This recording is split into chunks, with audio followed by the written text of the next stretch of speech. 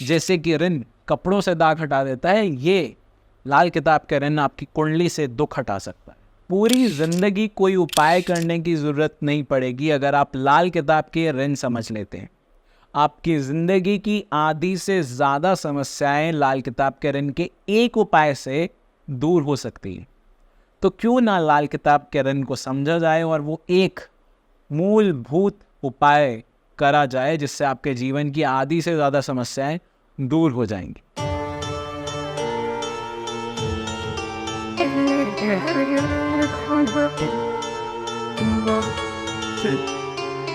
नमस्कार, आप सभी लोगों का स्वागत है एस्ट्रो अंगीरा में। आज हम बात करने जा रहे हैं लाल किताब के ऋण के बारे में। लाल किताब में 9 ऋण हैं और 9 ही ग्रह हमारे पास है। 9 ग्रह से 9 अलग अलग ऋण हमारे टेवे में या हमारी जन्म कुंडली में होते हैं। अब ये 9 ऋण से हमारे जीवन में एक पर्टिकुलर चीज सिंबलाइज होती है कि हमारी कुंडली में अगर चंद्रदेव का ऋण है तो हमें प्रॉपर्टी से रिलेटेड, धन से रिलेटेड समस्या आएंगी। हमारी जन्म कुंडली में शनिदेव से रिलेटेड ऋण है तो हमें करियर में अनस्टेबिलिटी या फिर हमें करियर रिलेटेड प्रॉब्लम्स इन स्थानों पर बहुत ज़्यादा प्रॉब्लम्स आएंगी। तो एक ऋण एक पर्टिकुलर पोर्शन को दर्शाता है और हर एक व्यक्ति के जीवन में कुछ एक पर्टिकुलर चीज़ ही होती है जिसके कारण वो व्यक्ति अपने जीवन में लैक कर रहा है। तो एक ऋण से वो आपकी आधी से ज़्यादा समस्याएं खत्म हो सकती है। क्यों ना उसका उपाय किया जाए और हम भी लाभ लें। तो आइए समझते हैं लाल किताब के ऋण। 9 अलग प्रकार के ऋण होते हैं, हर एक ग्रह से एक अलग अलग ऋण लगते हैं। उन ऋण के क्या उपाय करें कि हमें बहुत ज़्यादा फायदा हो। लाल किताब के बहुत सारे एस्ट्रोलॉजर्स लाल किताब ऋण तो बढ़ाते हैं लेकिन कुंडली में ये ऋण देखना भूल जाते हैं और ये ऋण इतने कारगर साबित होते हैं। इनका एक उपाय अगर हम करते हैं, क्योंकि ये उपाय जो होता है ये एक्सेस अमाउंट में किया जाता है और एक उपाय से ही बहुत ज़्यादा अमेजिंग रिजल्ट हमें देखने को मिलते हैं। इसमें कोई पूरी कुंडली चेक करने की ज़रूरत नहीं होती आपको कि ये प्लैनेट यहाँ है तो टक्कर देखनी है, बुनियाद देखनी है, मदद देखनी है, राशि देखनी है, कुछ नहीं देखना। शांत हो जाए। बिल्कुल सिंपल टेक्निक। इसके लिए आपको बहुत ज़्यादा एस्ट्रोलॉजी आनी चाहिए, ऐसा बिल्कुल भी नहीं है। सिंपल आपको कुंडली में एक प्लैनेट देखना है, वो किस भाव में बैठा है, उससे अकॉर्डिंग हमें ऋण लगता है। उसके अकॉर्डिंग हम एक उपाय देंगे, वो आपको उपाय करना है और जीवन में बहुत हद तक समस्या कम हो जाएगी। इस चीज़ का दावा हम देते हैं क्योंकि बहुत सारे लोगों के साथ हमने ये प्रैक्टिकली कर देखा और उन्हें बहुत अच्छे रिजल्ट मिले। तो क्यों ना इसका लाभ आप लोग भी उठाएं। तो सबसे पहले हम बात करते हैं बृहस्पति देव से, क्योंकि गुरु जिसको मारे उसे कौन तारे और गुरु जिसको तारे उसे कौन मारे। तो अगर आपकी जीवन में गुरु ही आपको मारने पर तुले तो उसे कौन तारे, उसे ये ऋण का उपाय तारता है। तो बृहस्पति देव का ऋण समझ लेते हैं। लाल किताब में बृहस्पति देव का ऋण तभी लगता है जब आपके खाना नंबर 2, खाना नंबर 5, खाना नंबर 9 और खाना नंबर 12, इन 4 हाउसेस में 3 प्लैनेट्स राहु, बुध और शुक्र, ये 3 प्लैनेट्स अगर होते हैं तो आपकी जन्म कुंडली में बृहस्पति देव का ऋण है। उस व्यक्ति की पढ़ाई में ऑब्स्टिकल्स आती है, उस व्यक्ति के भाग्य उसका साथ नहीं देता, वो व्यक्ति अपनी बात कभी भी दूसरों के आगे रखने में असमर्थ होता है। कभी भी अपनी बात फुल, आपको पूरे उत्तर पता हो तब भी आप कभी भी किसी के सामने वो उत्तर नहीं दे पाओगे। ये बृहस्पति देव हमारे साथ करते हैं और इसके इतने बैड सिम्टम्स होते हैं कि अगर यही चीज़ हमारी बहुत ज़्यादा खराब हो जाती है तो घर में गृह क्लेश, चाचा ताए, बड़े बुजुर्गों में आपस ना बन पाना, एक म्यूचुअल अंडरस्टैंडिंग के साथ कोई सहमति घर पे नहीं हो पानी और हमेशा ये लगते रहना है कि कर्जा मुझे खाए जा रहा है, मुझे इस चीज़ की टेंशन है, मैं चालाक क्यों नहीं हूँ। भगवान से हमेशा ऐसे व्यक्ति कुछ ना कुछ मांगते ही रहते हैं, लेकिन भगवान भी क्या करे, क्योंकि गुरु जिसको मारे उसे कौन तारे। तो भगवान भी आपकी रक्षा करने में असमर्थ हैं इस समय, क्योंकि भगवान भी हमारे ग्रहों के से ही जुड़े हुए। शिवजी को भी पानी के अंदर तपस्या करने पर मजबूर कर दिया था शनिदेव ने। तो ग्रहों से बाहर भगवान भी नहीं है, इस चीज के बारे में ध्यान रखें। तो बृहस्पति देव, अगर यही सेम कंडीशन आपकी जन्म कुंडली में है तो आपकी जन्म कुंडली में बृहस्पति देव का रन। अब देखिए, हमने प्रॉब्लम्स बता दी, निशानियां बता दी, और बृहस्पति देव का रन कैसे लगता है ये भी बता दिया। इसके एक और जनरल सिम्टम है जो कि आप अपने घर के आसपास चेक कर सकते हैं।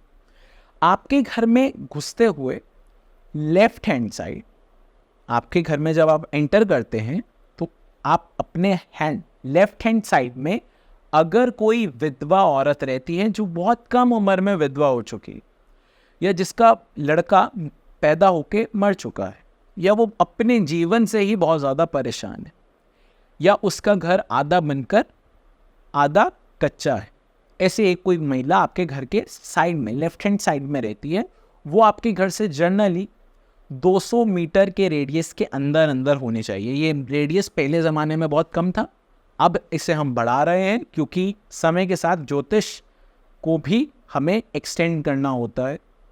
इसलिए अगर वो 200 मीटर्स के अंदर ऐसी कोई समस्या है, साथ ही साथ आपके घर के 200 मीटर के रेडियस के अंदर मंदिर है, direction same left hand side, 200 metre के रेडियस के अंदर स्कूल है राइट हैंड साइड। अब स्कूल राइट हैंड साइड, और स्कूल के बारे में हम चारों दिशा में ले सकते हैं, बट 200 मीटर्स के अंदर अंदर ही, तो ये एक निशानी है, और ये फाइंड करता है कि आपकी ऊपर बृहस्पति देव का ऋण है। साथ ही साथ पीपल का पेड़ आपके घर के आसपास है, कोई तना आपके घर के अंदर को निकल रहा है, तो ये भी एक चीज़ दर्शाता है कि आपकी जन्म कुंडली में बृहस्पति देव का ऋण है। ये सारी चीज़ें एक चीज़ दर्शाती है कि ऋण है आपके जन्म कुंडली में। अब इसका उपाय क्या है? निशानियां बता दी, प्रॉब्लम्स बता दी, हर एक चीज़ हो गया। अब रेमेडीज पर आते हैं। तो रेमेडी बहुत ही सिंपल है, आपके पूरे परिवार को मिलना है। वैसे तो हम दादा से लेते हैं कि दादा के आगे जितने भी बच्चे हैं वो सारे मिले, एक आपका पूरा कुल मिलता है। और सबसे 111 रुपए के सिक्के, यहाँ बहुत सारे लोग गलती करते हैं, नोट ले लेते हैं। नोट नहीं लेना है, सिक्के लेने हैं। सिक्के आपको कहीं से भी मिल जाएंगे, आपको सिक्के में ही, कॉइन्स में ही इसका उपाय करना है। करेंसी नोट नहीं चलेगा, सिर्फ कॉइन्स ही इसके लिए मायने हैं। तो अब एक चीज समझे कि हमें कॉइन्स लेने हैं मिनिमम 101 रुपीज से 111 रुपीज, 101 से 111 मिनिमम है, इससे कम नहीं ले सकते। इससे ज़्यादा आप जितना लेना चाहें उतना ले सकते हैं, बट शगुन के आंकड़े में ही होना चाहिए। 111, 101 ये मिनिमम बता रहा हूँ, मैक्स टू मैक्स 1001, वो आप 1100, वो आपकी अपनी श्रद्धा है, आप कितना दे सकते हैं, बट सिक्के में ही, कॉइन्स में ही, ये चीज़ का याद रखें। अब जितना आप डाल रहे हैं उतना ही आपके चाचा के लड़के को या चाचा को, ताया को, सबको डालना है। और किसी ऐसे मंदिर में देने हैं जो मंदिर का निर्माण हो रहा हो। फुली कंस्ट्रक्ट मंदिर में नहीं देना, जिस मंदिर का निर्माण हो रहा हो, या जिस मंदिर में कुछ समय के बाद वो कोई चीज़ रेनोवेट करा रहे हैं, रिपेयर करा रहे हैं, वहाँ भी दे सकते हैं। बट इस चीज़ का ध्यान रखें, वो पैसा यूज़ होना चाहिए, सिर्फ इतना सा ध्यान रखें। इसमें भी कोई पाबंदी नहीं है। बहुत सारे लोग यहाँ मंदिर के लिए आते हैं कि हम मंदिर में ये कराने जा रहे हैं, वो कराने जा रहे हैं, तो आपको सिक्के देने, पोटली बनाकर ले जाएं और दे दें कि ये हमारी तरफ से एक पेंट है। तो ये सिर्फ एक मात्र इतना से उपाय से आपके बृहस्पति देव का ऋण खत्म हो जाता है, क्योंकि इसे हम बोलते हैं पित्तर ऋण, और ये ऋण खत्म हो जाता है सिर्फ मात्र इतने से उपाय से। और इसके बाद आपकी आधी से ज़्यादा समस्याएं धीरे धीरे धीरे कर चली जाएंगी। अगर ये उपाय एक बारी कर आपको बहुत अच्छा रिजल्ट मिला है, तो अगले साल ये उपाय आप दोबारा से कर सकते हो। हर साल कर सकते हो या हर 5 साल में एक बार कर सकते हो, इस चीज़ का ध्यान रखें। अभी हमने बात करी बृहस्पति देव के ऋण के बारे में, अब हम अगले ऋण के बारे में बात करें। तो अगला ऋण जो है वो है सूर्य देव का ऋण। सूर्य देव का ऋण कुंडली में जब भी शुक्र देव पंचम भाव में होते हैं तो सूर्य देव का ऋण लगता है। अब देखिए कंफ्यूजिंग सी बात है कि मैंने बृहस्पति देव में क्या बोला है, 2, 5, 9, 12 में अगर राहु, बुध या शुक्र में से कोई एक प्लैनेट होता है किसी भी भाव में तो हमारा बृहस्पति देव का ऋण हमें लगता है। अब मैं ये बोल रहा हूँ कि शुक्र देव पंचम भाव में होते हैं तो सूर्य देव का भी ऋण होता है। अब देखिए जिनकी कुंडली में शुक्र पंचम भाव में है तो वो तो सर पर हाथ रखकर बैठ जाएंगे कि हमारी तो जिंदगी ही खराब है। ऊपर से आप भी बता रहे हो कि 2-2 दिन ऋण कुंडली में हमारे हैं, मेरा तो जिंदगी में कुछ हो ही नहीं सकता। आप तो मोटिवेट कर रहे थे, जिंदगी के इतने इतने हसीन सपने दिखा रहे थे, रेमेडीज से आदि से ज़्यादा समस्या दूर होगी, आपने तो डबल समस्या कर दी। देखिए बहुत ही सीधे तौर पर जब भी शुक्रदेव पंचम भाव में होते हैं तो जो सूर्य का ऋण, इसमें सेम बृहस्पति देव के ऋण की जो बातें मैंने कही है वो तो है ही, बट इसके साथ कुछ चीज़ें ऐड ऑन हो जाएगी। और उपाय जो है वो कोई बहुत हाई फाई उपाय नहीं है, बस आपकी कुंडली में 2 ऋण हो गए तो डरिए मत, किसी कुंडली में 3 ऋण या 4 ऋण भी हो सकते हैं। कुछ लोग आपने सुना होगा मेरे तो कहीं भी भगवान साथ नहीं दे रहा, ना प्रॉपर्टी है, ना पैसा है, ना परिवार का सुख, ना बच्चे का सुख। आपने ऐसे व्यक्ति देखे हैं? तो या देखे नहीं हैं तो सुना ज़रूर होगा। तो ऐसे व्यक्ति की जन्म कुंडली में 2 या 2 से अधिक ऋण हो सकते हैं और कोई बहुत बड़ी बात नहीं है कि 2 ऋण है या 3 ऋण है। ये एक नॉर्मल चीज़ है। आप ऋण का उपाय करें, आपको उस पर्टिकुलर चीज़ में प्रॉब्लम जो है वो कम देखने को मिलेगी। समस्याएं तो हैं ही, मैं डरा नहीं रहा हूँ आपको, उसका निवारण करना है और वो बहुत ईजी हो जाएगा। बस ट्रस्ट रखें रेमेडीज पे भी और अपने भाग्य पे भी, और भाग्य पे नहीं है तो मुझ पर ट्रस्ट रख लें और रेमेडीज करें। हमने 90% लोगों के साथ इसका अच्छा इफेक्ट देखा है, इसलिए हम आपको बता रहे हैं। अब हम बात करते हैं सूर्यदेव के ऋण के बारे में। तो डरना नहीं है क्योंकि अभी ऐसे 7 और ऋण आने हैं, तो पहले ही दिल को प्रिपेयर कर लें और प्रॉब्लम्स में नहीं जाना है। इसमें बहुत इजीली ये चीज़ क्योर हो जाती है। तो सीधे तौर पर यह है कि सूर्यदेव का ऋण तब लगता है जब शुक्रदेव पंचम भाव में होते हैं। शुक्रदेव पंचम भाव में है तो हमारे मान सम्मान, समृद्धि, पैसा, इन सारी चीज़ों में प्रॉब्लम्स आने वाली हैं और बच्चों में भी प्रॉब्लम्स आने वाली हैं। अब इसकी निशानियाँ क्या हैं? ये व्यक्ति नास्तिक होता है, ये व्यक्ति अपनी पुरानी रस्म रीत में नहीं मानता। ये व्यक्ति ऐसा होता है कि व्यक्ति अगर भगवान पर 4 पैसे चढ़ा रहे हैं तो ये तो ढकोसलेबाजी है। क्या मिलता है भगवान को? भगवान को थोड़ी पैसे की ज़रूरत है। भगवान जब तुम्हें पाल रहा है तो भगवान को पैसे की क्या ज़रूरत है? तुम ये बेकार काम कर रहे हो, घंटियाँ बजा रहे हो, इससे भगवान थोड़ी सुनते हैं। मतलब भगवान के प्रति ऐसे व्यक्ति कुछ आइडियोलॉजी जो होती है वो बहुत हद तक चेंज होती है। पुरानी रीत, पुराने रिवाज, इन सबको ना अपने हिसाब से ही सब कुछ करना है। अपने आप को कुछ स्पेशल दिखाना है कि मैं तो बस क्या हूँ, और इनके पास बहुत कुछ है। मतलब बहुत कुछ कटाश में बोलना है, कुछ भी नहीं है इनके पास। ये सिर्फ ज्ञान दे सकते हैं। इन्होंने उस ज्ञान से क्या हासिल करा है? कुछ भी नहीं। Problems, problems and problems. अब इसका एक और निशानी है जो हम घर से रिलेटेड बोलते हैं कि इनका जो घर है वो अग्निकुंड के ऊपर तो नहीं बना है। इनके घर में कोई ऐसी रोशनी तो आसमान से नहीं आ रही, सूर्य की रोशनी कोई डायरेक्ट तो नहीं आ रही है घर के अंदर, छत के रास्ते से।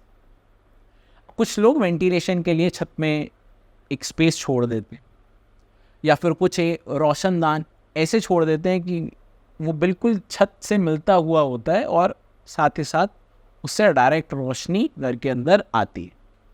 तो ऐसा कुछ भी अगर आपके घर के अंदर भी है, शुक्र 5 वाले व्यक्ति के साथ सूर्य का ऋण आपकी जन्म कुंडली में होता है। अब इसका उपाय क्या है? बहुत ही सरल उपाय है।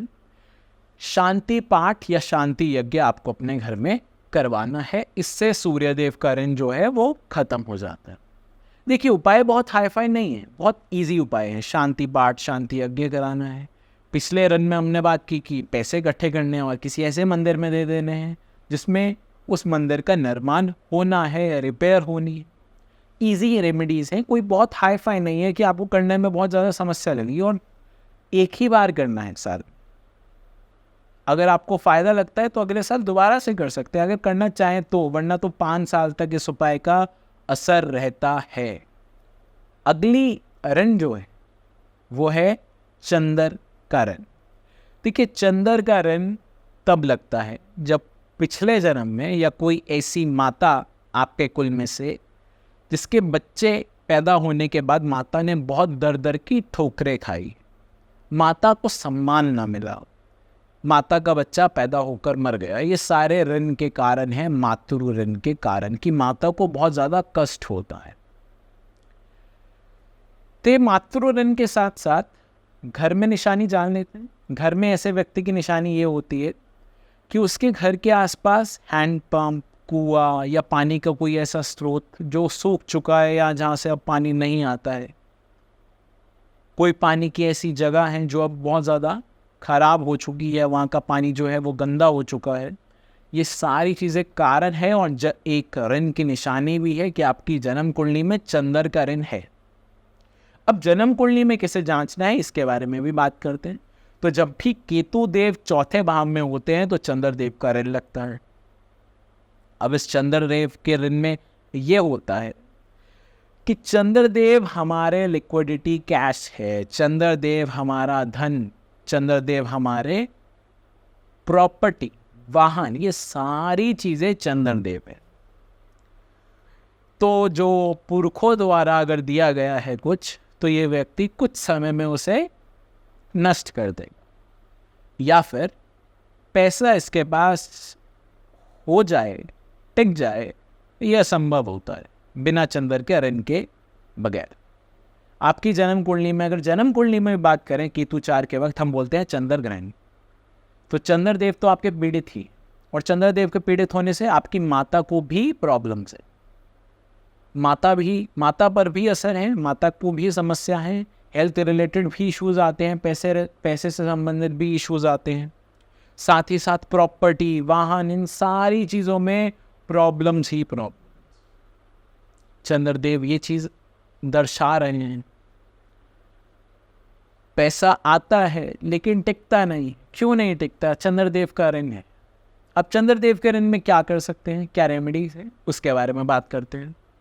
तो चंद्रदेव के ऋण का उपाय कुछ इस तरह है। आपको पूरे कुल से पैसा लेना है और उससे कुछ चांदी लेनी, और वो फिर जल प्रवाह करनी, और चांदी ठोस चांदी हो, मतलब कोई गहने नहीं बनाने हैं उस चांदी के, ईंट की फॉर्म में लें और उसे जल प्रवाह कर दें चलते पानी में। अब देखिए, कुछ प्रॉब्लम्स आपको आ सकती है, जैसे कि मान लीजिए आपके चाचा के साथ नहीं बनती, आपके ताया के साथ नहीं बनती, और आजकल तो जनरली लोग सेपरेट फैमिलीज़ में ही रह रहे हैं। तो इससे ये होता है कि हम कुल की बात कर रहे हैं, तो आपके कुल वाले इस चीज़ में सहयोग ना करें। तो अगर वो सहयोग नहीं करते तो आपको अपने बिहाफ पर ही ये पूरा उपाय करना होगा। बट ये उपाय इसी तरह होगा कि ये पैसे मेरे हैं, ये पैसे मेरे चाचा के हैं, ये पैसे मेरे ताया के हैं, या आपके 2 चाचा हैं, 2 ताए हैं, जिस भी हिसाब से हैं, या 4 हैं, 5 हैं, जितने भी हैं, वो उस हिसाब से आपको लेना है। क्वांटिटी सेम रखें और वो अलग अलग कर मिक्स कर दें और उसकी चांदी लेंगे। बस अपनी तरफ से ही आपको चाचा का हिस्सा भी डालना है, ताया का हिस्सा भी डालना है। इस चीज़ के बारे में ध्यान रखें। बस ये सारी चीज़ें हो जाएगी, उसकी चांदी लें और इसे जल प्रवाह कर दें। बाकी सब में भी आप यही कर सकते हैं कि अगर आपके चाचा या ताया सहयोग ना करें तो आप अपने हिस्से से ही उनका पैसा डालेंगे। इस चीज़ के बारे में ध्यान रखें। तो आज के लिए हम ये 3 ऋण के बारे में ही समझते हैं। अगली वीडियो में हम बात करेंगे बाकी के बचे हुए ऋण की। तो ये ऋण बहुत कारगर साबित होते हैं। इन ऋण को बिल्कुल भी हल्के मत लेना। जैसे कि ऋण कपड़ों से दाग हटा देता है, ये लाल किताब के ऋण आपकी कुंडली से दुख हटा सकता है। तो बिल्कुल समय वेस्ट ना करें, अपनी जन्म कुंडली खोलें और ऋण चेक करें। और आपको कोई भी समस्या आती है तो कमेंट बॉक्स पर अपनी समस्या लिखें। हमें जब भी समय मिलेगा हम आपकी समस्या का समाधान ज़रूर कर देंगे। हमारी कंसल्टेशंस के लिए हमारी वेबसाइट पे जाएं या फिर हमें व्हाट्सएप पे कांटेक्ट करें। हमारे नए लाल किताब के कोर्सेज भी 13 सितंबर से शुरू हो रहे हैं, आप एनरोल कर सकते हैं। लाल किताब के वो अनसुने रहस्य जो आपको कहीं सुनने को नहीं मिलेंगे, लाल किताब के वो लॉजिक जो आपको कोई नहीं देगा, वो सारी चीज़ें हम बताएंगे।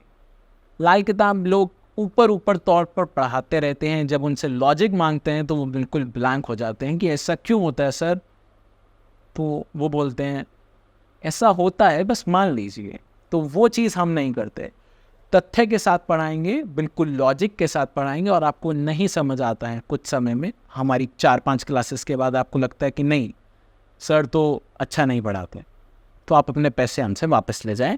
लूटने का ज़रिया ना हमारा पहले था ना हमारा अब है। हमारा मकसद है अज्ञानता से ज्ञान पे आपको ले जाए, और उसी जर्नी में हम लगे हुए। तो आज मैं अपनी वाणी को यहीं विराम देता हूँ। मिलते हैं किसी नई वीडियो में किसी नए टॉपिक के साथ। तब तक के लिए धन्यवाद।